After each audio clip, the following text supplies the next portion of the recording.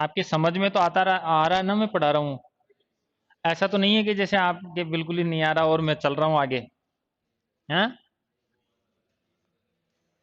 रोक देना, आप चैन पुलिंग कर देना।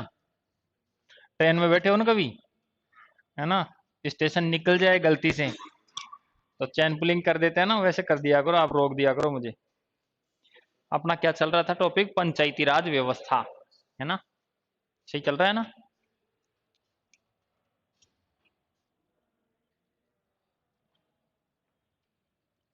पंचायती राज व्यवस्था। और इस पंचायती राज व्यवस्था में हम पढ़ रहे थे कि इसको लागू जो किया गया है, इसको जो लागू किया गया है, इसकी दो तिथियां हैं। दो तिथियां कौन सी हो गई? 2 अक्टूबर 1959 को इसको राजस्थान में लागू किया सबसे पहले, है ना? और इसको संवैधानिक आधार पर, कौन सी डेट है? 24 अप्रैल 1993 को लागू। संपूर्ण भारत, यहां पर क्या हो जाएगा? संपूर्ण भारत। ये तो संपूर्ण भारत में हो जाएगा, ये राजस्थान में हो जाएगा। ये तो देखो, इस वाले में विशेष बात क्या है? संवैधानिक आधार पर। किस आधार पर? संवैधानिक आधार पर। तो आपसे पूछा जाए कि संवैधानिक आधार पर इसको लागू करने की तिथि कौन सी हो जाएगी? 24 अप्रैल। और वैसे कुछ भी नहीं आए तो आप क्या बताएंगे? 2 अक्टूबर 1959 को पंचायत राज व्यवस्था को लागू किया। यहां तक क्लियर है? फिर हमने कल बात की थी कि इस पंचायत राज व्यवस्था को संवैधानिक जो दर्जा दिया गया है वो दिया गया है 73वां नंबर का संविधान संशोधन के। ये जो हमारा 73वां नंबर का जो संविधान संशोधन है, वैसे हुआ तो 1993 में था, लेकिन प्रेजेंट 1992 में हुआ था। इसलिए इसलिए हम यही पढ़ते हैं कि संविधान संशोधन 73वां बराबर 1992, इसके द्वारा इसको संवैधानिक दर्जा दिया। कल हम इसमें यह पढ़ रहे थे कि 73वां संविधान संशोधन 1992 में क्या प्रावधान है। इसके क्या पढ़ रहे थे हम? प्रावधान। और प्रावधान पढ़ते पढ़ते हम दो प्रावधान पढ़ चुके थे। प्रावधानों में पहला प्रावधान हमने ये पढ़ा था कि पंचायत राज को संवैधानिक आधार पर लागू होने की तिथि यानी 24 अप्रैल। 24 अप्रैल 1993 से आगामी एक वर्ष के भीतर भीतर सभी राज्य अपना अपना पंचायती राज अधिनियम बनाएंगे। क्या बनाएंगे? पंचायती राज अधिनियम बनाएंगे। ये पंचायती राज अधिनियम बनाएंगे और ये बनाने की बात आगामी एक वर्ष तक के लिए सभी राज्यों को दिशा निर्देशित करते हुए कह दिया। अब हम राजस्थान की बात कर रहे हैं। ये जो पंचायत राज अधिनियम है, राजस्थान ने कब बनाया? तो राजस्थान ने 23 अप्रैल को। 23 अप्रैल कौन सा हो जाएगा? 1993 को। यहाँ कुछ जानकारी, यहाँ पर कुछ जानकारियां विशेष है कि 23 अप्रैल 1994 को राजस्थान ने अपना पंचायत राज जो अधिनियम बनाया, इसमें क्या क्या राजस्थान ने दिया। तो याद रखना, जहां हमने बात की थी कि 24 अप्रैल 1993 को जब इसको लागू किया गया था, तो लागू किया था उसमें क्या था, यहां आपको बताया था मैंने। इसको भाग नंबर 9 में और अनुच्छेद नंबर 243 में ए से ओ तक में, और इसके लिए नवीन अनुसूची बना डाली, अनुसूची नंबर 11वीं। और इसमें विषय कितने दिए गए थे? तो विषय 29 दिए गए थे। ये आपकी जानकारी थी। पर यहां राजस्थान में इस पंचायत राज अधिनियम ने राजस्थान वालों को मात्र 16 विषय, कितने विषय दिए? 16 विषय दिए, विषय प्रदान किए, जबकि करने कितने चाहिए थे? 29 किए। लेकिन अब उसके बाद में 2 अक्टूबर, ये 2 अक्टूबर तो पीछा नहीं छोड़ेगा आपके, 2010 को राजस्थान पंचायत राज में 5 विषय और जोड़ दिए गए। और विषय और विभाग में दोनों बात एक ही होती है। तो 5 और जोड़ दिए। कितने जोड़ दिए? 5। 5 विषय और जोड़ दिए। तो वर्तमान में राजस्थान में पंचायत राज में विषयों की संख्या कितनी हो गई? 21। कितने हो गए? 21 विषय। 21 विषय राजस्थान पंचायत राज में वर्तमान में है, जबकि फिर भी कम है, औरों से भी कम है। मूल संविधान में जो लिखा, सॉरी, संविधान संशोधन के माध्यम से जो लिखा, इतने भी अभी नहीं है। अब प्रश्न बनता है कि 2 अक्टूबर 2010 को राजस्थान में ये जो 5 विषय जोड़े गए हैं, ये कौन कौन से हैं? ये क्यों ऐसा हुआ? ये नॉर्म्स बाद में पढ़ाऊंगा, मैं एक बार इस पॉइंट को क्लियर कर दूं।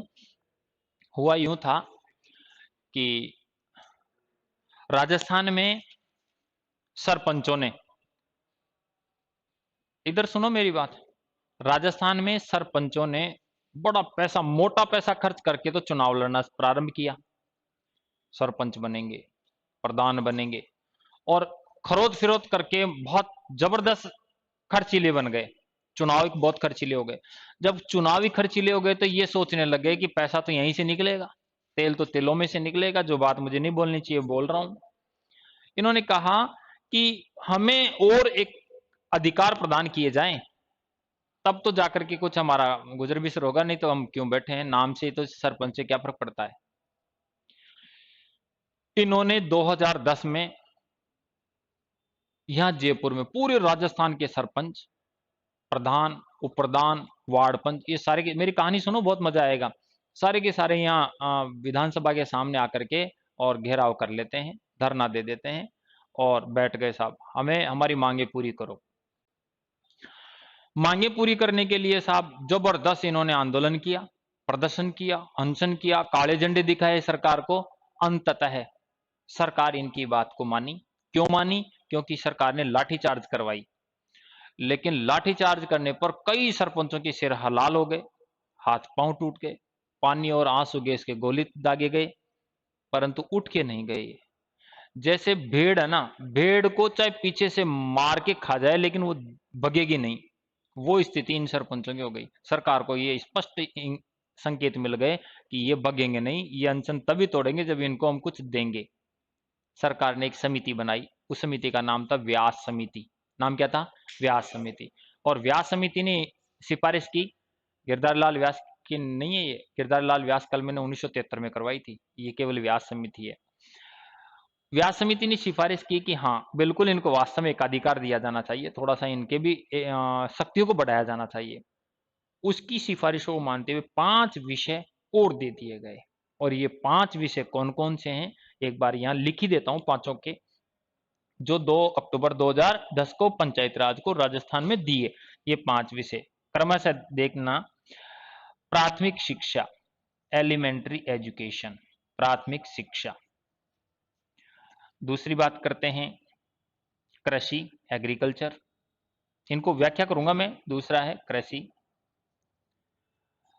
तीसरी है सामाजिक न्याय एवं आधिकारिता, सामाजिक न्याय एवं आधिकारिता।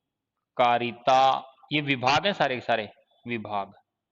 विभाग और विषय की बात है, कृषि विभाग, विभाग, आधिकारिता विभाग। एक है महिला एवं बाल विकास विभाग, महिला एवं बाल विकास विभाग। एक है आपका चिकित्सा एवं स्वास्थ्य विभाग। 5 विभाग दिख रहे हैं क्या आपको? प्राथमिक शिक्षा, कृषि, सामाजिक न्याय एवं आधिकारिता। सामाजिक न्याय एवं आधिकारिता को आप बोलते हैं समाज कल्याण विभाग, शॉर्ट में ये बोलते हो ना, जो स्कूटी और साइकिल वितरण करने का काम समाज कल्याण है ना, ये वही है। आधिकारिता है ना, प्रति लगने से आ जाता है ना, तो सामाजिक न्याय एवं आधिकारिता विभाग। महिला एवं बाल विकास, आंगनबाड़ी वगैरह वगैरह। चिकित्सा एवं स्वास्थ्य, जितने भी हमारे प्राथमिक चिकित्सालय है ना, वो ये विभाग और दे दिए। अब मोटी मोटी बात करूं वापिस, 24 अप्रैल 1993 को पहला प्रावधान ये किया गया था कि हर राज्य 1 वर्ष के भीतर भीतर अपना अपना पंचायत राज अधिनियम बनाएंगे। राजस्थान ने 23 अप्रैल 1994 को बनाया, कल तक हमने ये बात कर ली थी। इसमें 16 विषय दिए थे, 16 विषयों में 5 विषय और जोड़ दिए। कब? और 5 ये कौन कौन से जोड़े ये मैंने बता दिए। तो अब वर्तमान में राजस्थान में कितने विषय पंचायत राज को दिए गए हैं, जबकि टोटल कितने दिए गए थे? 29। 29 तक तो नहीं पहुंचे, टोटल तो कितने दिए गए? 29। तो ये 29 अभी भी नहीं है राजस्थान में, तो अभी भी कटौती है। जैसे मैं आपको ये कहूं कि यार आज मेरे पास में 5 किलो लड्डू है, एक बार आप घर ले जाके खिला देना, प्रैक्टिकल नहीं है। 5 किलो लड्डू में से आप क्या करोगे, 2-3 किलो तो यहीं सल्टा देंगे। मुझे पता है क्या होने वाला है। जैसे रास्ते से जा रहे हैं तो गार्ड बोला, अरे क्या है, चल यार एक लड्डू तो भी ले लें। मतलब ऐसे करते कर घर पहुंचते पहुंचते आपके पास में उसकी मात्रा कम हो जाएगी, लेकिन रहेगी तो सही। यहां 29 विषय दिए, कंजूसी के आधार पर 16 ही दिए, फिर थोड़ा सा कोई बीच में मांगा गार्ड जैसा, ले यार वो ले ले, लेकिन पूरे तो फिर भी नहीं दिए। आप क्या हो, महानखटे हो, घर पे तो लेके जाना है, लेके गए। वो स्थिति राजस्थान सरकार नहीं मानी, अभी भी पूरे विषय नहीं दिए, वरना दे देते तो सही था पंचायत राज को। और अब आपको मैं प्रैक्टिकल दुनिया से वाकिफ करवाता हूं जो आप अब तक नहीं जानते थे। प्राथमिक शिक्षा, एलिमेंट्री एजुकेशन, याद रखना यहाँ पर शिक्षा नहीं है, ये प्राथमिक शिक्षा ही है, यानी 8वीं तक की।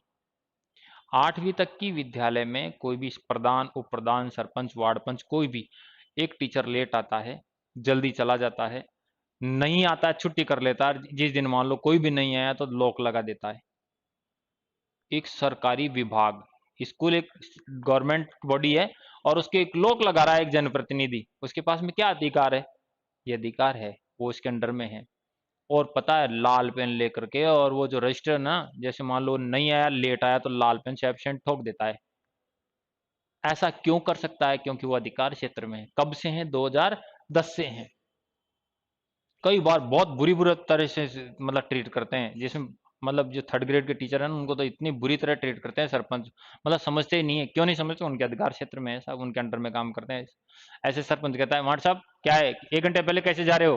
रोड पे मिल गया, मान लो स्टैंड पे मिल गया, साहब आज ये काम था। क्या काम है? रोज रोज बच्चों की पढ़ाई नहीं करा सकते हो? मतलब बेचारा जो चाहे वो कह सकता है।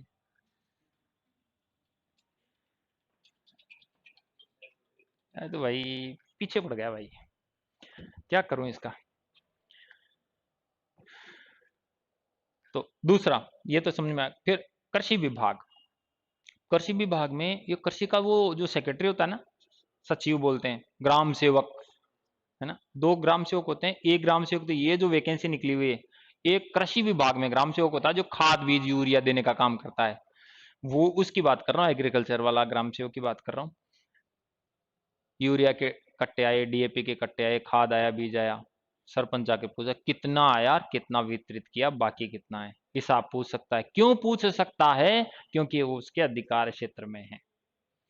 सामाजिक न्याय एवं अधिकारिता विभाग, समाज कल्याण विभाग, आपने गौर किया होगा 8वीं तक के विद्यालयों में कोई भी इस डिपार्टमेंट से कोई भी उपहार जाता है, जैसे साइकिल वितरण करने का काम होता है, बालिकाओं को स्कूटी वितरण करने का काम होता है, लैपटॉप वितरण करने का काम होता है, या सरकार की तरफ से कोई भी जाता है उसका वितरण करने के लिए सरकार वाले वो टीचर क्यों नहीं करता? किसी जनप्रतिनिधि को क्यों बुलाया जाता है? ग्राम पंचायत स्तर पर तो सरपंच को ही याद करते हैं, उसके हाथ से ही वितरण करवाएंगे, और फोटो सोशल मीडिया पर आज सरपंच के द्वारा इतने साइकिलों का वितरण किया गया। समाज कल्याण विभाग दे रहा है, सरकार दे रहा है, लेकिन वितरण उसके हाथों से क्यों रहा है? क्योंकि ये विभाग उसके अधिकार क्षेत्र में आता है। आ गया समझ में? महिला एवं बाल विकास विभाग, मैंने अभी, हाँ नहीं, हाँ वीडियो तो सरकारी बॉडी हो गई ना, वो उसके अंडर में थोड़ी है, वीडियो तो अलग चीज हो गई, है ना। महिला एवं बाल विकास विभाग, महिला और बाल विकास में मैंने क्या बोला अभी, ये जितनी भी आंगनबाड़ी, आप गौर करो, आंगनबाड़ी के अंदर जो भी आशा सहयोगिनियां पता नहीं कौन कौन सी काम करती है, और उन आंगनबाड़ी कार्यकर्ताओं को इस प्रकार से लताड़ लगाते हैं जनप्रतिनिधि, जैसे कि उनकी रियल वाइफ को भी नहीं लगाते, इतनी बुरी हालात कर देते हैं। हाँ, बहुत बुरी तरह लताड़ लगा देते हैं। और चिकित्सा एवं स्वास्थ्य विभाग, डॉक्टर, एएनएम, जीएनएम को समस्या नहीं है, जनप्रतिनिधि आ जाते हैं तो वो भी, डॉक्टर भी खड़ा हो जाता है कि भाई कुछ कह नहीं दे, क्यों? उनको डॉक्टरों को पता है कि मुझे तो मेरे में क्वार्टर पे बुला करके सुबह सुबह 5 घंटे वहां देख के आता हूँ तो इतने रुपए मिलते हैं। यदि ये खींच के यहाँ पर बोल दिया ना कि 9 बजे से लेकर 5 बजे तक की ड्यूटी टाइम ये है, तो यहीं देखोगे, तो उसको देखना ही पड़ेगा, क्योंकि ये उसके अधिकार क्षेत्र में। प्राथमिक चिकित्सालय, तो ये, हाँ पीएचसी, ये बात समझ में आ गई क्या? सीएचसी, पीएचसी, फिर उसके बाद में सामुदायिक क्या बोलेंगे, सामुदायिक स्वास्थ्य केंद्र, सीएचसी में आ गया। और पीएचसी का मतलब प्राथमिक स्वास्थ्य केंद्र, प्राथमिक स्वास्थ्य केंद्र आता है इनके, है ना। तो ये सारे के सारे इसके अंतर्गत आते हैं। ये बात पूरी समझ में आ गई क्या? ओके, इसको मैं और लिखूंगा, अभी तो एक बार समझ लो। फिर दूसरा मैंने प्रावधान और पढ़ा था इस 73वां संविधान संशोधन का, वो क्या था कि इसमें जितने भी जनप्रतिनिधि होंगे, ये जनप्रतिनिधि प्रतिनिधि ये जो जनप्रतिनिधि होंगे, इनका कार्यकाल कितना होगा? इनका कार्यकाल 5 वर्ष होगा, तथा इनकी न्यूनतम आयु, चुनाव लड़ने की बात हो रही है, न्यूनतम चुनाव लड़ने की आयु कितनी निर्धारित की गई है? 21 वर्ष। तो अब आपसे पूछा जाए कि जयपुर का जिला प्रमुख 21 साल का बन सकता है क्या? हाँ या ना में जवाब दे दो। किसी भी जिले का हो, जयपुर का है क्यों? बताओ, जिला प्रमुख 21 साल का बन सकता है क्या? हाँ या ना? अरे हाँ, बन सकता है, ऐसे क्यों? तो उम्र पूरी हो ही गई होगी, तो विचार कर सकते हो आप, है ना। ये बढ़िया वैकेंसी है, इसमें किसी प्रकार की कोई क्वालिफिकेशन नहीं है, कोई एंट्रेंस टेस्ट नहीं है, बस आप राजनीति पृष्ठभूमि से हो या नहीं हो तो बन जाओ, ज्यादा वो कोई। अब मैं यहां से जो बनने वाले प्रश्न में आपको समझा देता हूं, शायद आपके फिर लिखवाने की जरूरत नहीं पड़ेगी। ये जो 5 वर्षीय कार्यकाल है ना, इस 5 वर्षीय कार्यकाल को लेकर के बात कर लेते हैं कि इस कार्यकाल का क्या प्रश्न बन सकता है। सीधा सीधा तो नहीं पूछेगा वो, इतना अच्छा आदमी तो नहीं है एग्जामिनर के पूछ ले कि कार्यकाल कितना होता है, सबको पता है 5 वर्ष होता है, नहीं पूछेगा। इस कार्यकाल का कैसे प्रश्न बनता है? आपने ये कहा कि ये पूरा 5 वर्षीय कार्यकाल होता है, यहां से मैं एक प्रश्न बनाता हूं कि एक जनप्रतिनिधि है, 2 वर्ष तक उसने काम किया, 2 वर्ष बाद में उसका पद रिक्त हो गया। पद रिक्त होने के 3 कारण हो सकते हैं, या तो वो या वो या फिर उसको अविश्वास प्रस्ताव द्वारा हटा दिया जाए। किसके द्वारा? अविश्वास प्रस्ताव पारित करते हुए उसको, अविश्वास प्रस्ताव पारित होने का मतलब हटाना पड़ेगा। 3 कारण से उसका पद, किसी भी कारण से उसका पद रिक्त हो गया। ये बात शॉर्टकट में समझ में आ रही? 2 वर्ष का उसका कार्यकाल ये पूरा कर लिया। अब ऐसा विधान है इस कार्यकाल में कि किसी भी पद के रिक्त हो जाने की स्थिति में 6 माह के भीतर भीतर मध्यावधि चुनाव करवाना जरूरी होता है, चाहे केंद्र सरकार हो, चाहे राज्य सरकार हो, चाहे पंचायती राज हो। चुनाव कब करवाने जरूरी है? 6 माह के भीतर भीतर। लेकिन अंतिम 6 माह चल रहे हो कार्यकाल के, 4.5 साल पूरे हो गए हो, तो फिर अंतिम 6 माह में चुनाव करवाने की आवश्यकता नहीं है। कारण क्या है कि पंचायत राज में और नगर निकाय में स्पष्ट कर दिया गया है कि अंतिम 6 माह में ही चुनाव करवा लिए जाते हैं। लास्ट के 6 महीने में जो 4.5 साल जैसे पूरे हुए, फिर नए जनप्रतिनिधि चुनाव करवा लेंगे, फिर जैसे इनका कार्यकाल 5 साल पूरा हुआ, फिर नए को ले लेंगे। ऐसा विधान है। पहली बार राजस्थान सरकार ने, अब तक भी करौली और कहा 3 जिलों में है ना, करौली, गंगानगर और एक कौन सा है बूंदी साइड में, वहां अभी चुनाव है। 12 जिले रह गए थे, अलवर को अभी करवा लिया, अलवर को भी अभी यहाँ चल रहे हैं, जयपुर को इससे पहले हो गया। यानी इस बार पहली बार हुआ है कि कोरोना को देखते हुए जो चुनाव बाद में हुए हैं। ध्यान से सुनो, 2 वर्ष का कार्यकाल पूरा हो गया, कोई भी जनप्रतिनिधि, कोई भी आप किसी भी पद पर था, चाहे सरपंच था, वार्ड पंच था, प्रधान था, जिला प्रमुख था, या उप जिला प्रमुख था, या पंचायत समिति सदस्य था, जिला परिषद का सदस्य था, कोई भी था। अब आपने कहा कि टोटल तो 5 वर्ष का होता है, नए जनप्रतिनिधि का आपने चुनाव करवाया, तो देखो चुनाव के लिए मैंने क्या बता दिया, कंडीशन 6 महीने के भीतर भीतर चुनाव करवाना जरूरी है। अब नया जनप्रतिनिधि चुना जाएगा। ये जो नया जनप्रतिनिधि होगा ना, नया नया, ये कितने वर्ष के लिए चुना जाएगा? ये ए, बी, सी और ये डी, 4 ऑप्शन है। क्वेश्चन तो समझ में आ गया? किसी भी जनप्रतिनिधि, शॉर्टकट में ऐसे ये तो समझाने के लिए था, किसी भी जनप्रतिनिधि का यदि समय से पूर्व पद रिक्त हो जाता है, अंतिम 6 महीने में तो चुनाव होगा नहीं, लेकिन समय से पहले यदि उसका पद रिक्त हो जाता है, तो ऐसी स्थिति में नए जनप्रतिनिधि का मध्यावधि चुनाव करवाते हुए पद भरा जाएगा। लेकिन नया चुना जाने वाला जनप्रतिनिधि कितने वर्ष के लिए चुना जाएगा? तो पहला ऑप्शन 5 वर्ष, दूसरा ऑप्शन इसी में से निकाल रहा हूं, दूसरा 3 वर्ष, तीसरा ऑप्शन 2.5 वर्ष, इसमें से देख करके, या इनमें से कोई नहीं। इस एग्जाम्पल में से आपको जवाब देना है, और ये मैं लिख के कह दूं कि आपका जवाब गलत आएगा। देखो, 2.5 वर्ष तो होना चाहिए, आपकी तरफ से हो गया। 3 वर्ष वाले नहीं है क्या आप में से? हो गए। ये इनकी तरफ से डी डायरेक्ट ही आ गया। अब कोई नहीं तो क्या है फिर, ये भी बताएंगे। ये 5 वाले हो गए। बताइए साहब।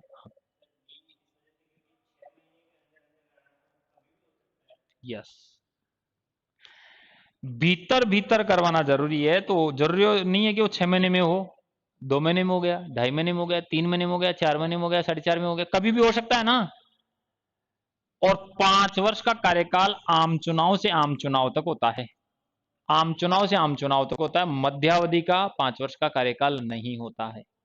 मध्यावधि का तो शेष कार्यकाल के लिए, तो यहां कोई नहीं की जगह क्या आता, शेष कार्यकाल।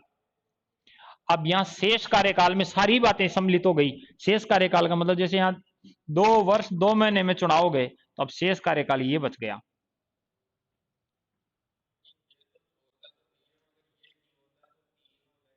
नहीं होगा, वो इसलिए नहीं होगा कि भीतर है, यहां पर 6 महीने के भीतर। अब कब चुनाव करवाएगा, Rajasthan election commission, state election commission निर्धारित कर देगा, करेगा कि चुनाव की तिथि क्या रखनी है, ये निर्धारित करेगा। फिर चुनाव की तिथि, चुनाव होंगे, रिजल्ट आएगा। चुनाव की डेट को भी काउंट नहीं कर सकते, रिजल्ट आएगा, रिजल्ट के बाद वो पदभार ग्रहण करेगा, तब से तो काउंट करोगे। तो पहला आपका प्रश्न ये था, मैंने इसको उदाहरण से समझाया आपको, तो एक लाइन में लिखवा दूंगा।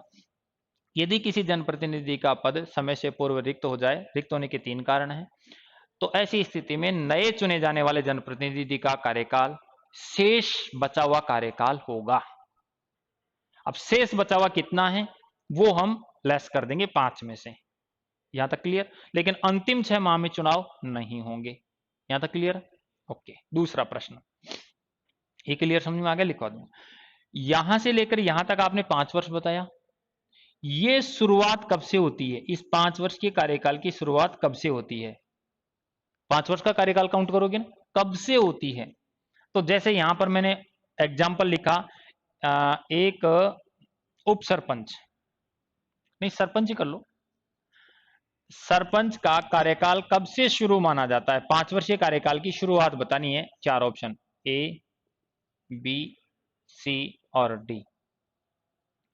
यहां सरपंच आ जाए, उप सरपंच आ जाए, वार्ड पंच आ जाए, या ग्राम पंचायत आ जाए, कुछ भी शब्द आ जाए, ये सारे जनप्रतिनिधि इसी के तो हैं, ग्राम पंचायत के। इसका कार्यकाल की शुरुआत कहां से होगी? पहला, प्रथम मीटिंग से, या सरपंच के पदभार ग्रहण समारोह से। बहुत बड़ा कार्यक्रम करता है सरपंच जीतने के बाद में। या चुनावी परिणाम वाले दिन से,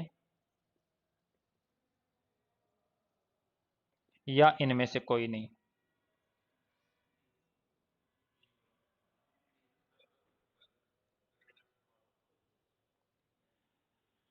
ग्राम पंचायत है, ग्राम पंचायत में चाहे सरपंच का पूछे, उप सरपंच का पूछे, चाहे वार्ड पंच का पूछे, प्रश्न ये कह रहा है कि इनके 5 वर्षीय कार्यकाल की शुरुआत किस तिथि से होगी, किस डेट से होगी, किस ओकेजन से होगी? पहला है कि प्रथम मीटिंग से होगी, दूसरा है कि सरपंच के पदभार ग्रहण समारोह। आपको पता है सरपंच माला वाला लाएगा और सब लोगों को बुलाएगा, मिठाई उठाई, हो सकता है जीवन भी कर दे आजकल तो, है ना, और बढ़िया भव्य कार्यक्रम करेगा, या उस दिन से। या तीसरा है चुनावी परिणाम। आपको पता है सरपंच का चुनावी परिणाम सेम डे आ जाता है, तो चुनावी तिथि और चुनावी परिणाम सेम डे होता है, वो उसी दिन चुन जाता है, माला उसी दिन पहना दी जाती है। और चौथा ऑप्शन कोई नहीं। जल्दी दो जवाब।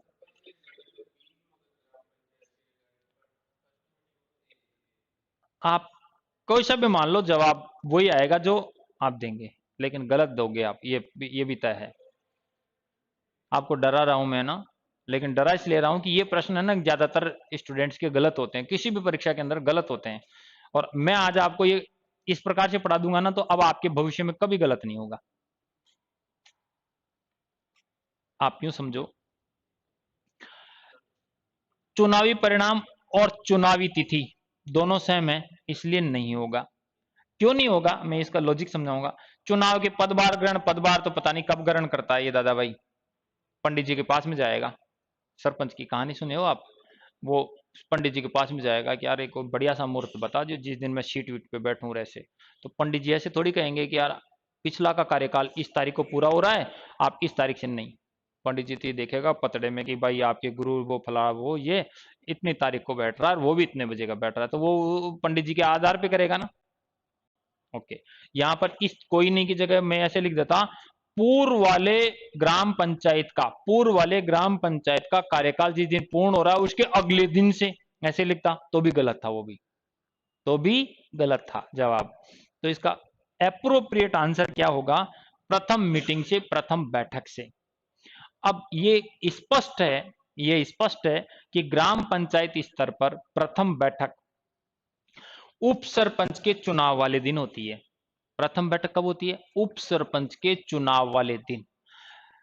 सरपंच है ना, ये तो जैसे मान लो आज चुना जा चुका है, आज ही इलेक्शन था, शाम को रिजल्ट आ गया, ये तो चुन गया। इसी दिन वार्ड पंच चुने जा चुके हैं। अब जो आपको रिटर्निंग ऑफिसर के रूप में आप लोग चुनाव करवाने के लिए जाओगे, तो आप लोगों को ये हिदायत दी जाती है, स्टेट इलेक्शन कमीशन बोल के भेजेगा कि आप सारे काम करवा के आना। 3-3 4-4 दिन पोलिंग पार्टी रुक के आती है ना, आपको पता है। तो वो फिर दूसरे दिन या तीसरे दिन या चौथे दिन उप सरपंच का चुनाव करवाती है वही पोलिंग पार्टी। उप सरपंच में एक दावेदार, दो दावेदार, एक रहता है तो निर्विरोध कर देते हैं, दो रहते हैं तो चुनाव करवाते हैं, तीन होते हैं तो भी चुनाव करवाते हैं। ऐसे यानी वार्ड पंचों के द्वारा उप सरपंच का चुनाव करवाया जाता है। सरपंच तो डायरेक्ट जनता द्वारा चुना जाता है, उप सरपंच वार्ड पंचों में से चुना जाता है। तो वो चुनाव जिस दिन होगा, वो चुनाव पहली मीटिंग वाले दिन होता है, और प्रथम मीटिंग को ही इस 5 वर्षीय कार्यकाल की पहली वो क्या कार्यकाल की शुरुआत मानते हैं। चाहे किसी भी स्तर पर, जैसे प्रधान स्तर पर बात कर लें, प्रधान, उप प्रधान और पंचायत समिति सदस्य, जिनको सीआर बोलते हैं, सर्किल रिप्रेजेंटेटिव लिखूंगा मैं। तो इन सीआरओ में से एक प्रधान बनेगा और इन सीआरओ में से एक उप प्रधान बनेगा। तो जिस दिन प्रधान और उप प्रधान का चुनाव होगा ना, उसी दिन पहली मीटिंग होगी और उसी दिन से कार्यकाल काउंट किया जाएगा। फिर जिला परिषद पे आ जाओ, जिला परिषद पे भी वही स्थिति है। जिला प्रमुख और उप जिला प्रमुख ये चुने जाएंगे डीआरओ में से, डिस्ट्रिक्ट रिप्रेजेंटेटिव, यानी जिला परिषद सदस्यों में से। तो जिस दिन इनको चुना जाएगा उसी दिन पहली मीटिंग, और पहली मीटिंग से इनका कार्यकाल प्रारंभ। तो सब ये भी सारी लिखाऊंगा, जितने आप पूछ रहे हो उनकी सारी जानकारी मैं आपको दूंगा। लेकिन अब ये 2 प्रश्न आपके क्लियर हो गए क्या? पहली जानकारी कि 5 वर्षीय जो कार्यकाल है, यदि उसमें किसी जनप्रतिनिधि का पद समय से पूर्व रिक्त हो जाए, तो ऐसी स्थिति में वह शेष कार्यकाल के लिए ही नया चुना जाएगा। नया जनप्रतिनिधि शेष कार्यकाल के लिए चुना जाएगा। और किसी भी स्तर पर 5 वर्षीय कार्यकाल की शुरुआत प्रथम बैठक से मानी जाती है। अब यहां प्रथम बैठक ऑप्शन नहीं होता, और इसी प्रकार के होते हैं। एक होता उप सरपंच की चुनाव तिथि से, तो आप फिर वो क्या करोगे? उप सरपंच की चुनाव तिथि यदि पंचायत समिति में आता, तो पंचायत समिति में क्या करते? प्रधान और उप प्रधान की चुनाव तिथि से। और यदि जिला परिषद स्तर पर आता, तो जिला प्रमुख और उप जिला प्रमुख की चुनावी तिथि वाले दिन या प्रथम बैठक। क्लियर हो गया ना? ओके। हाँ, प्रथम मीटिंग मतलब ही नहीं है। ये तो मैं कह रहा हूं पदभार तो इसलिए कि लोग बागों को खाना खिलाने के लिए, नाश्ता पानी करवाने के लिए, या बड़ा सारा पांडाल लगा करके, कुर्सियां टेबल लगा करके, उस दिन हो सकता है एमएलए को बुला लेता है। कई सारे लब फड़के हैं वो जनप्रतिनिधि इसलिए करते हैं कि जनता को रुझान इस प्रकार का होता है। ये दोनों लाइनें क्लियर हो चुकी। तो मैंने 5 वर्षीय कार्यकाल को आपको लिखवा दिया। कल यहां तक हो गया था, तो यहां नीचे नोट डाल दो और नोट डाल करके आगे लिख लो। कल हम यहां तक पहुंच गए थे ना? क्या वो अलग से लिख लेना? एक बार पहले जो कल लिखा था उसके नीचे लिखो, इन जनप्रतिनिधियों के 5 वर्षीय कार्यकाल, इन जनप्रतिनिधियों के 5 वर्षीय कार्यकाल की, इन जनप्रतिनिधियों के 5 वर्षीय कार्यकाल की शुरुआत, इन जनप्रतिनिधि कार्यकाल की 5 वर्षीय कार्यकाल की शुरुआत प्रथम बैठक से मानी जाती है। प्रथम बैठक को अंडरलाइन कर दो, प्रथम बैठक से मानी जाती है। प्रथम बैठक से मानी जाती है। प्रथम बैठक अंडरलाइन कर लो। अगली लाइन में लिखो, लाइन चेंज करते हुए,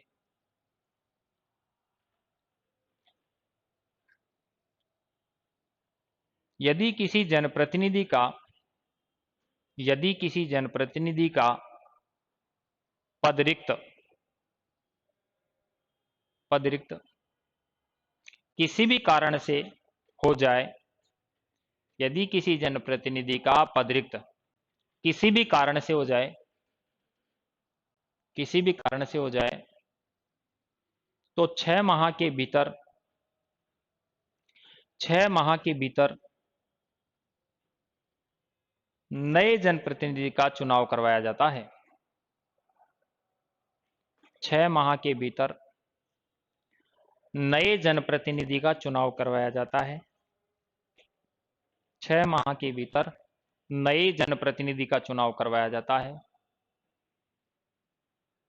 परंतु कार्यकाल के अंतिम 6 माह में नहीं। परंतु कार्यकाल के अंतिम 6 माह में नहीं। कार्यकाल के अंतिम 6 माह में नहीं। ये कार्यकाल का अंतिम 6 माह समझ में आ गया ना? 4.5 साल के बाद में, अंतिम 6 माह में नहीं। नया चुना जाने वाला, कंटिन्यू बनाए रखो, नया चुना जाने वाला जनप्रतिनिधि, नया चुना जाने वाला जनप्रतिनिधि, नया चुना जाने वाला जनप्रतिनिधि शेष बचे हुए कार्यकाल के लिए चुना जाता है। शेष बचे हुए कार्यकाल के लिए चुना जाता है। शेष बचे हुए कार्यकाल के लिए चुना जाता है। अब ये शेष कौन सा बचा, ये आपकी समझ में आई गई? कहीं बाद में 2 दिन बाद में पढ़ो, यार गुरुजी ये शेष कौन सा बच गया, आपके समझ में तो आ गई ना? आप समझा सकते हो किसी भी सब्जी बेचने वाले को, सब्जी खरीदते समय आप समझा सकते हो कि भाई देख कितने पैसे लिए, इतने, सब्जी कितने की हो गई, इतने की, और बाकी तो दे दे। तो कहने का मतलब बाकी किसके? जो मैंने दिए उनके, यानी जो 5 साल का कार्यकाल दिया, उस 5 साल के कार्यकाल में जो बचा हुआ है उसके लिए चुना जाएगा। ठीक है, अब लिखो, नोट ही चल रहा है, नोट नंबर 3 हो जाएगा, या लाइन चेंज कर लो। राजस्थान पंचायती राज ने, राजस्थान पंचायती राज ने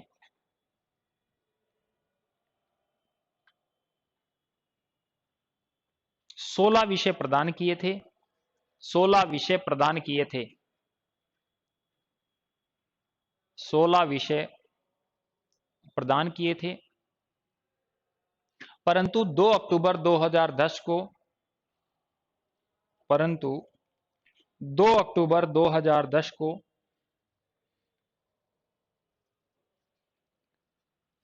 निम्न 5 विषय, निम्न 5 विषय ऑब्लिक विभाग, निम्न 5 विषय ऑब्लिक विभाग और प्रदान किए गए हैं। अर्थात वर्तमान में कुल, अर्थात वर्तमान में कुल 16 + 5 बराबर 21 विभाग ऑब्लिक विषय राजस्थान पंचायती राज को दिए गए हैं। 16 + 5 बराबर 21, 16 + 5 बराबर 21 राजस्थान पंचायती राज को दिए गए हैं। राजस्थान सरकार ही दे रही है। संविधान ने तो डायरेक्ट कह दिया कि 29 विषय होने चाहिए।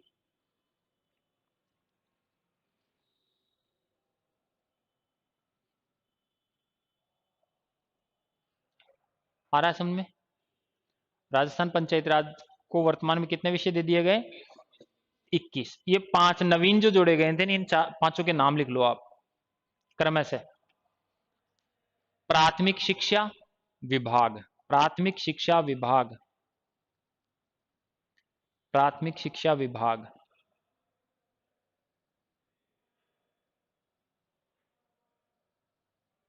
दूसरा लिखो कृषि विभाग, एग्रीकल्चर डिपार्टमेंट। तीसरा लिखो सामाजिक न्याय एवं आधिकारिता विभाग, सामाजिक न्याय एवं आधिकारिता विभाग, सामाजिक न्याय एवं आधिकारिता विभाग। चौथा लिखो महिला एवं बाल विकास विभाग, महिला एवं बाल विकास विभाग।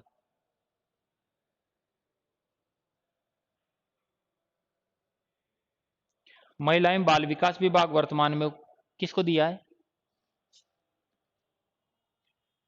एक मैडम थी ना अभी, उसको दिया है ना, अभी नए कैबिनेट मंत्रियों में विस्तार हुआ है, उसमें अलवर साइड में दौसा साइड की है ना, अभी दिया है लेटेस्ट में। याद नहीं आ रहा है? अब मुझे बोलो ना, नाम मुझे बता दो, मैं बता दूंगा हाँ या ना।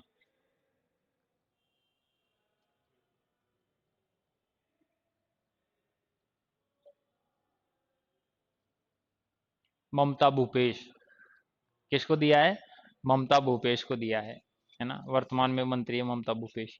अगला लिखो, चिकित्सा एवं स्वास्थ्य विभाग। चिकित्सा एवं स्वास्थ्य विभाग, चिकित्सा एवं स्वास्थ्य विभाग किसको दिया है? मुरारी लाल मीणा को। नहीं, मुरारी नहीं, प्रसादी लाल मीणा को। 8वीं पास। हाँ 8वीं पास ही है। प्रसादी लाल मीणा को ना, चिकित्सा एवं स्वास्थ्य विभाग। ये 5 विभाग है ना, 2010 में हमारे पंचायत राज को दे दिए गए। आप लिख मत देना कि 8वीं पास, है ना। आया था कल अखबार में, आया था मंत्रियों को लेकर कि कौन कितना पास है, क्वालिफिकेशन क्या है, तो इसलिए ये हो गया है। हाँ देखो, तीसरी जानकारी, तीसरी जानकारी आप लोगों को यहीं पर समझाता चलता हूं। ये किसकी जानकारी पढ़ रहे हैं? 73वां संविधान संशोधन 1992 के प्रावधान पढ़ रहे हैं कि इसमें लिखा क्या है। लिखा कहां पर है? यहां पर लिखा है, लेकिन लिखा क्या है ये पढ़ रहे हैं। इनके चुनाव करवाने के लिए, इनका चुनाव करवाने के लिए, पूछ लो क्या पूछना है, ऐसे घबराया मत करो, जो भी पूछना है एक्स वाई जेड पूछ लो। हैं? नए, हाँ बीडी कल्ला पे बना दिया ना अपने, बीडी कल्ला को बना दिया, डोटासरा जी को उठा दिया। डोटासरा जी वर्तमान में राजस्थान के प्रदेशाध्यक्ष है कांग्रेस पार्टी के, है ना। बीडी कल्ला जी, बीडी कल्ला जी अनुभवी आदमी है, पहले भी बने हुए हैं, कैबिनेट मंत्री रहे हुए हैं और अनुभवी हैं। शिक्षा विभाग तो सही हाथों में गया है, बाकी राजस्थान सरकार के अनुसार सारे विभाग सही हाथों में गए हैं।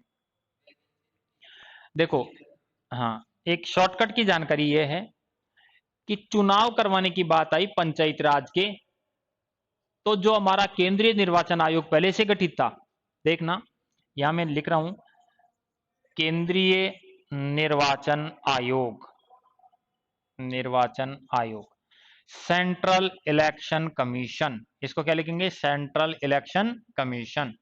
इसकी स्थापना 25 जनवरी वर्ष 1950 को गया था और हेड ऑफिस इसका दिल्ली में बनाया गया। वर्तमान में दिल्ली है हमारा केंद्रीय निर्वाचन आयोग। ये केंद्रीय निर्वाचन आयोग देखो क्या क्या काम करवाता है, एक बार शॉर्टकट में समझ लो। ये हमारे राष्ट्रपति का चुनाव करवाता है, उपराष्ट्रपति का चुनाव करवाता है, शॉर्टकट में समझ में आ जाएगा ना। President of India, vice president of India. MPO के चुनाव करवाता है, जिसमें लोकसभा सदस्य और राज्यसभा सदस्य एमपी कहलाते हैं। राज्य के एमएलएओं का चुनाव भी यही करवाता है, राज्यों के एमएलए का चुनाव भी यही करवाता है। ओके, तो राष्ट्रपति, उपराष्ट्रपति, एमपी, एमएलए, इनका तो चुनाव करवाता है, चुनाव। साथ ही साथ जितने भी भारत के मतदाता है ना, मतदाता, वोटर आईडी कार्ड बनाने का काम, जैसे इसको यूं बोल सकते हैं, मतदाता, मतदाता पहचान पत्र तैयार करना, मतदाता नामावली, नामावली तैयार करना, ये मतदाता नामावली, वोटर लिस्ट बोलते हैं इसको, वोटर लिस्ट। नेक्स्ट, चुनावी तिथियां घोषित करना, चुनावी तिथियां, तिथियां घोषित करना, एमपीओ का कब करवाना है, उसका कब करवाना है, कितने चरणों में करवाना है। जैसे पिछली बार भाई और बहनों के काल में 3 चरणों में करवाया था लोकसभा के चुनाव, तो ये यही काम करता है, चुनावी तिथियां। फिर है आदर्श आचार संहिता लगाना, और बाकी जैसे कहीं पर गलत चुनाव हो गए हो, मतदान निरस्त करते हुए नई तिथि जारी करते हुए चुनाव करवाना। इतने सारे काम हैं, किसके काम है? एक केंद्रीय निर्वाचन आयोग के। पूरे भारत में सारे मतदाताओं की मतदाता पहचान पत्र बनाना महाभारत है ये। 18 साल वाले हैं ना, वर्तमान में क्या कर रखे हैं, बदमाश कंपनी, लिखा हुआ रहा है ट्रूकॉलर पे।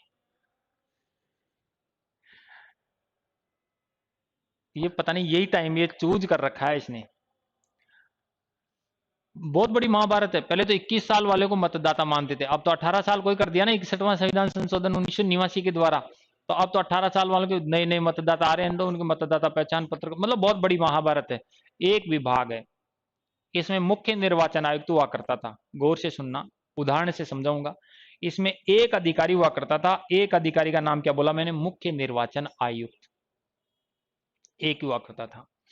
अब आप गौर से सुनना, मुख्य निर्वाचन आयुक्त, ये इसका काम धाम देखता था। ये, इसको यूं समझाता हूं मैं कि एक बहुत बड़ा शादी का प्रोग्राम है, जीवन का प्रोग्राम मान लो। उस जीवन के प्रोग्राम में कुत्ते भी जाते हैं, आपको पता नहीं है? कुत्ते भी आते हैं, वो बिना बुलाए आते हैं, या फिर जिनके साथ कोई जीवने आया उनके साथ भी आते हैं। अकेला ही कुत्ता पहुंचा है, और जहां प्रोग्राम है वहां कोई कुत्ता ही नहीं है। वो कुत्ता खाना नहीं खाएगा, झूठी जो भी रखी हुई है ना पतला वतला, उनमें से खाना नहीं खाएगा वो, अकेला है तो।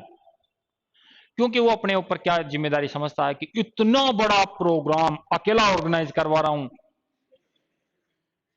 रियल बात है, आप कभी मॉनिटरिंग करना, पीएचडी हो जाएगी आपकी उसमें। तो वो पीछे वाले पैरों से मिट्टी ऐसे फेंकेगा, अब कोई है क्या? कोई नहीं है, तो मतलब पूरी सुरक्षा करेगा उनकी, जहां वो जाला डाला जा रहा है ना डस्टबिन टाइप में, वहां पूरी रखवाली करेगा वो। खाएगा नहीं, क्यों नहीं खाएगा? इतने बड़े प्रोग्राम के लिए अकेला व्यक्ति हो गया वो। अब आप सोचो, इतना भारतवर्ष का कार्यक्रम, अकेला व्यक्ति क्या करे? फिर दूसरा कोई कुत्ता आएगा ना, तो भी नहीं खाएगा वो। दूसरा उदाहरण दे रहा हूं, दूसरा कुत्ता आएगा तो खाएगा नहीं, क्यों नहीं खाएगा? पहले उससे भिड़ेगा, आई एम मालिक, भिड़ेगा रियल में। भाई वही मनुष्य है जो मनुष्य के लिए मरे, वो पशु प्रवृत्ति जो पशु आप ही चरे, मतलब आपस में लड़े, सॉरी, आपस में लड़ने वाले कौन होते हैं? पशु, तो आपस में लड़ेंगे वो। अब मान लो 3 आ गए, तो 3 आने पर वो कहते हैं कि श्रेष्ठ जो होगा लड़ाई में, जो जीतेगा वो खाएगा, और जो मौका प्रस्त होगा वैसे खाएगा। तो यहां भाई साहब अकेले रह गए, इतना बड़ा प्रोग्राम इनके हाथ में दे दिया। ये न तो खा पाया, न व्यवस्था को देख पाया। इसे कहा गया कि दादा, हमने 1992 में पंचायत राज और कर दिए, चुनाव करवा दे। कहा इसने, मैं तो नहीं करूंगा, मना कर दिया। संविधान में लिख दिया, मना कर दिया। तो मना कर दिया, तो यहां पर एक हमारे लिए बिंदु तैयार हो गया कि चुनाव करवाने के लिए राज्य स्तर पर राज्य निर्वाचन आयोग का गठन करो। किसका गठन करो?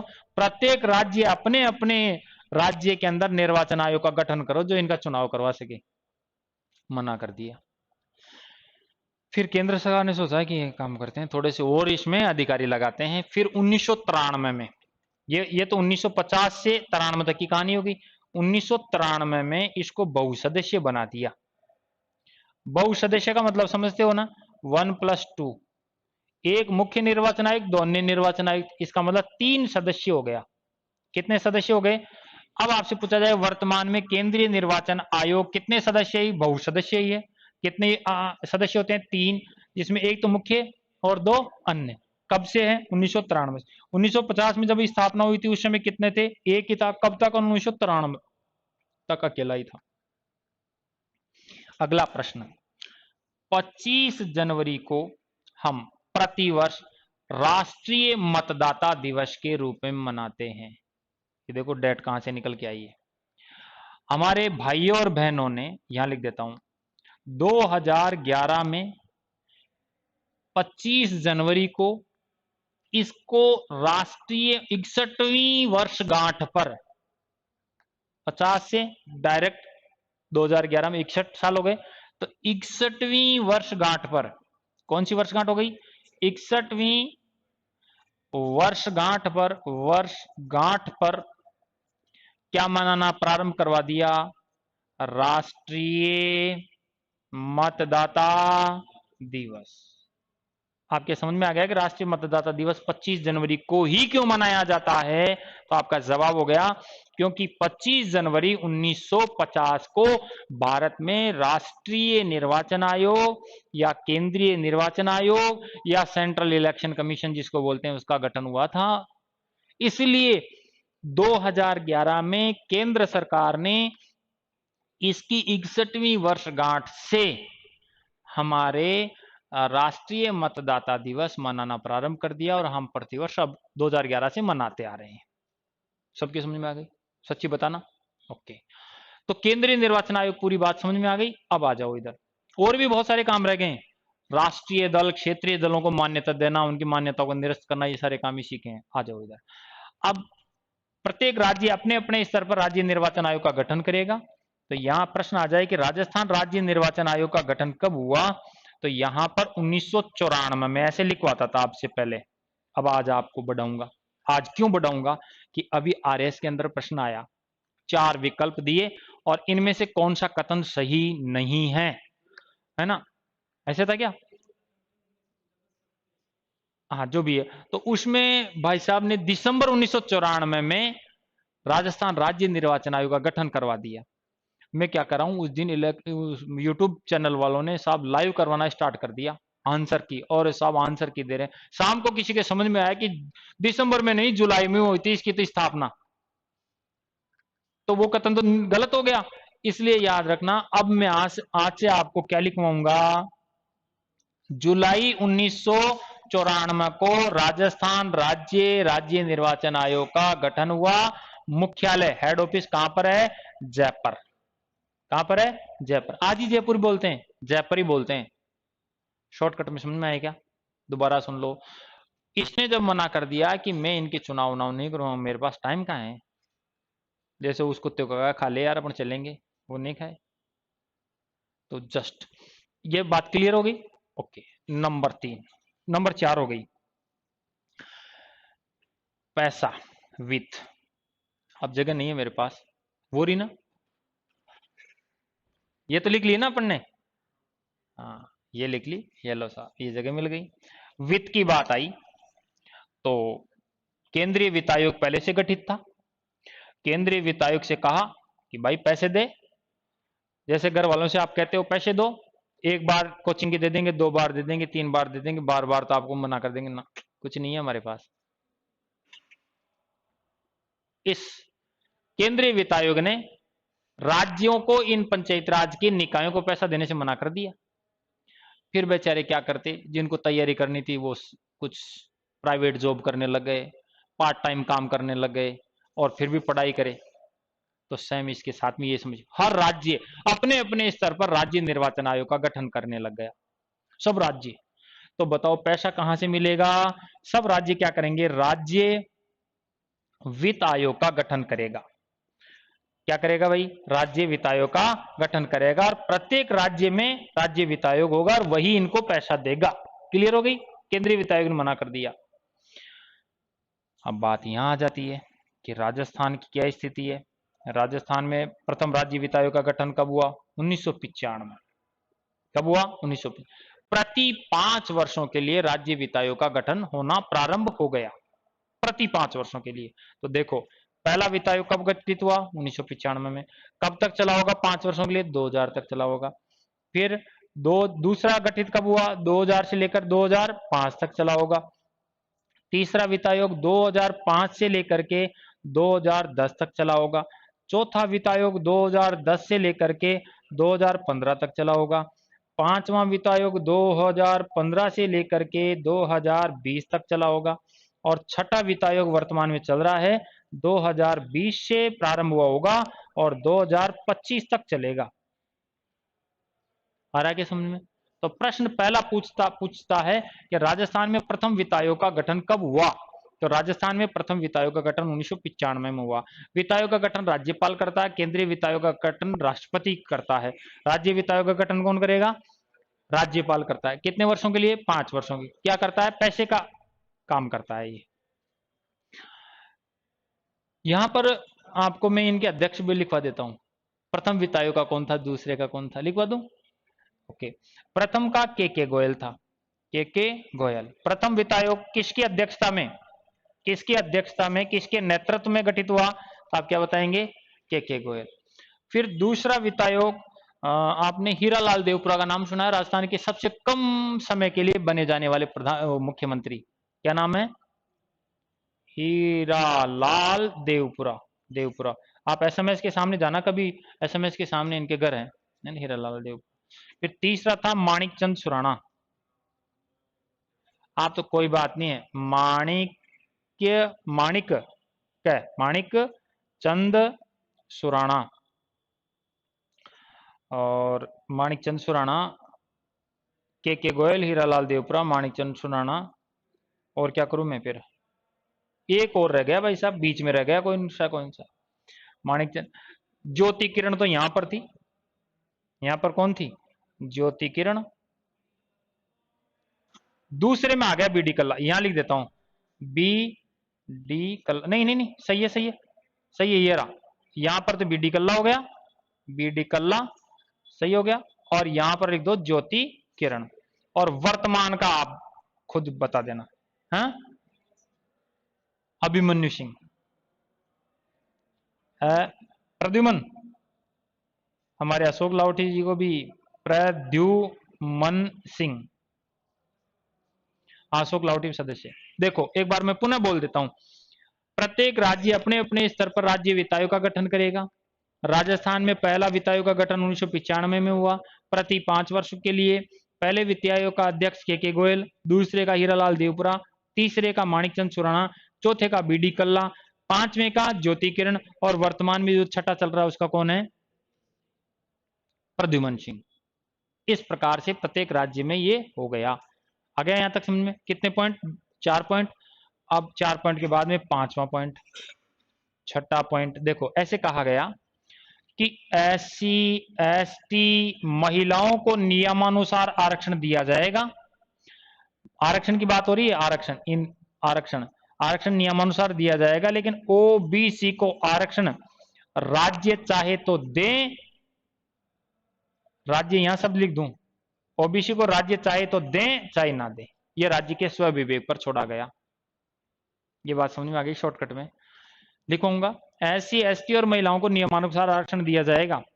वर्तमान 50% है महिलाओं को 2010 से हाँ किया था, लेकिन हाँ 8 में बिल्कुल सही है। 2008 से कितना है, 50%। पहले 1/3 का प्रावधान था। तो इनको तो नियमानुसार आरक्षण दिया जाएगा, परंतु ओबीसी को आरक्षण दिया जाए या नहीं दिया जाए, ये किसके ऊपर निर्भर करेगा, राज्य पर निर्भर करेगा, चाहे तो दे चाहे तो ना दे। किस में बात हो रही है, पंचायत राज में। आ रहा समझ में, ओके।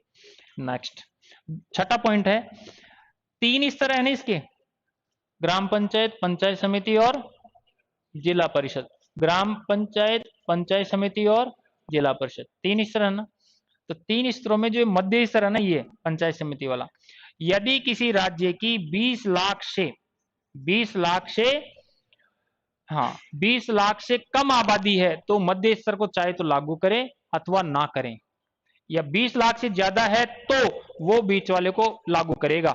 इसका मतलब शॉर्टकट में आप लोगों के समझ में आ गया। मैं गुरुजी क्लास में हूं, क्लास में पढ़ा रहा हूं, थोड़ी देर में करता हूं, आप चालू रखना है ना। तो यहां पर आपने क्या कहा कि 20 लाख से कम आबादी वाले राज्यों को यह दिशा निर्देश दिया गया है कि वो चाहे तो बीच वाला स्तर लागू करें, चाहे तो लागू करें, चाहे तो नहीं करें। इस प्रकार का विधान इस 6 नंबर के प्रावधान में कर दिया गया। आ गया समझ में। तो ये मैं और लिखवा देता हूं एक बार, यहां तक तो हो गए थे हम। यहां तीसरा प्रावधान नंबर तीसरा करना है। प्रावधान नंबर तीसरे में लिखो, प्रावधान नंबर तीसरा, और आज तो लेट हो गए क्या, तीसरे में लिखो, प्रत्येक राज्य जनप्रतिनिधियों का चुनाव करवाने के लिए, प्रत्येक राज्य जनप्रतिनिधियों का चुनाव करवाने के लिए राज्य निर्वाचन आयोग का गठन करें। राज्य निर्वाचन आयोग का गठन करें। हाँ 8-13 बिल्कुल सही है, 8-13-19 अब 23। प्रत्येक राज्य अपना चुनाव कराने के राज्य निर्वाचन आयोग का गठन करें, राज्य निर्वाचन आयोग का गठन करें। तो राज्य निर्वाचन आयोग को अंडरलाइन कर दो, फिर नीचे लिख दो राजस्थान राज्य निर्वाचन आयोग का गठन, राजस्थान राज्य निर्वाचन आयोग का गठन, राजस्थान राज्य निर्वाचन आयोग का गठन। जुलाई 1994 को, जुलाई 1994 को किया गया। मुख्यालय जयपुर रखा गया। जुलाई 1994 को किया गया, मुख्यालय जयपुर रखा गया। आज भी जयपुर ही है।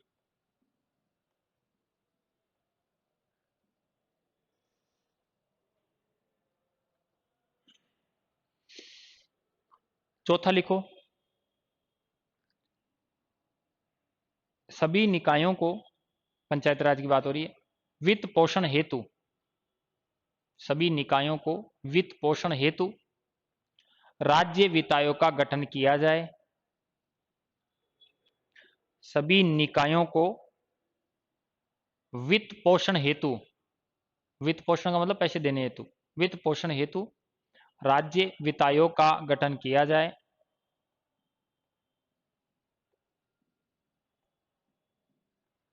राज्य वित्त आयोग का गठन किया जाए।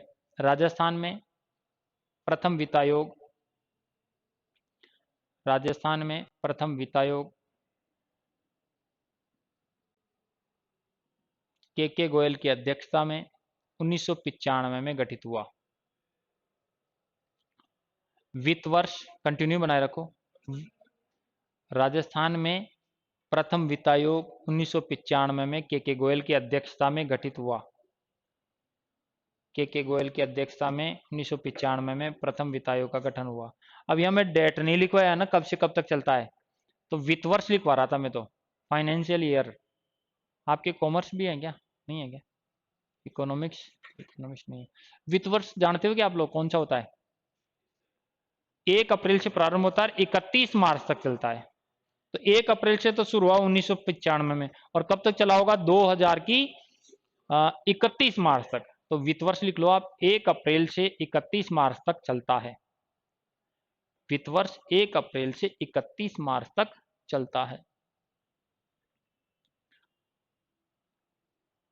अब 6 लाइन छोड़ दो। 6 लाइन कौन सी? ये 6 की शैली उतारोगे ना, ये 6 लाइन छोड़ दो और पॉइंट नंबर लिखो 5वां। 6 लाइन छोड़ते हुए पॉइंट नंबर 5वां कर लो। पॉइंट नंबर 5वें में लिखो, पंचायती राज में, पंचायती राज में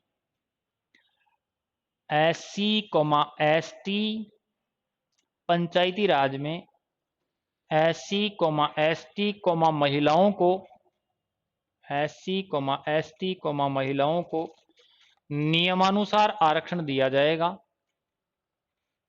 नियमानुसार आरक्षण दिया जाएगा, परंतु परंतु ओबीसी को आरक्षण, ओबीसी को आरक्षण राज्य के स्व विवेक पर छोड़ा। ओबीसी को आरक्षण राज्य के स्व विवेक पर छोड़ा। ओबीसी को आरक्षण राज्य के स्व विवेक, स्व विवेक का मतलब राज्य चाहे तो दे और राज्य चाहे तो ना दे। अगला 6ठा पॉइंट, 20 लाख से कम आबादी वाले राज्यों में, 20 लाख से कम आबादी वाले राज्यों में पंचायत राज का मध्य स्तर, 20 लाख से कम आबादी वाले राज्यों में पंचायती राज का मध्य स्तर राज्य के स्व विवेक पर छोड़ा गया। पंचायत राज का मध्य स्तर, मध्य स्तर कौन सा होता है? पंचायत समिति। किसके पर छोड़ दिया? राज्य के स्व विवेक पर छोड़ दिया। राज्य के स्व विवेक पर छोड़ा गया, यानी राज्य चाहे तो गठित करे, राज्य चाहे तो ना करे, राज्य के स्व विवेक पर छोड़ा गया। अब आप ये जानकारी पहले तो वो लिख लो जो 5-6 लाइनें छोड़ी है ना वो, और फिर इसके बाद में नोट डाल के ये भी लिख लेना कई बार ये भी यहाँ से। ओके, आज की जानकारी यहीं समाप्त करते हैं।